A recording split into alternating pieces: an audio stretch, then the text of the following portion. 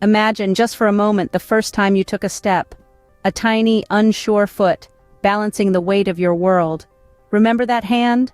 The one that held you steady, guided you, and picked you up each time you fell? That hand, my friends, belonged to our parents. A mother's lullaby, a father's fairy tale. They were the first voices we heard, the first comfort we knew. They were our protectors in the darkness, our guides in the light. They taught us to tie our shoes, to spell our names, to navigate the world that once seemed too big and too scary. Consider Jack, a man in his mid-30s. He grew up with loving parents who worked tirelessly to give him the best life possible. Jack's father, a carpenter, worked long hours into the night, his hands roughened and scarred from years of dedicated labor. His mother, a teacher, spent her days molding young minds, only to come home and continue the lesson with her own child. They were his world, his heroes. Now, as Jack's parents enter the twilight of their lives, he finds himself in a role reversal. His father, once strong and capable, now struggles with the simple tasks he used to perform with ease. His mother, once sharp and quick-witted, now forgets where she left her glasses or the name of her favorite book. Jack realizes it's his turn to be the guiding hand, the comforting voice. Consider Sarah, a woman in her 40s.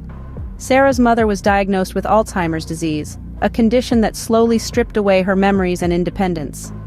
Despite the challenges, Sarah stood by her mother's side, providing the care she needed.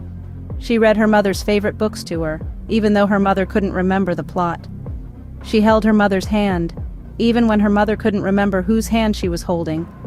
Through it all, Sarah was there, a beacon of love in the fog of confusion. Think about it.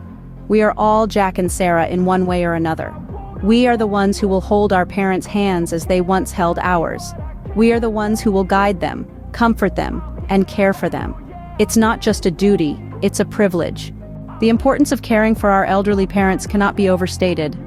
They were there for our first steps, our first words, our first heartbreaks. Now, it's our turn to be there for their last steps, their last words, their last moments. It's a cycle of love and care that defines us as human beings. In conclusion, our parents have given us the world.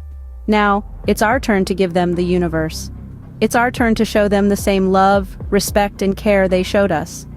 It's our turn to make sure they feel valued, loved, and cared for in their golden years.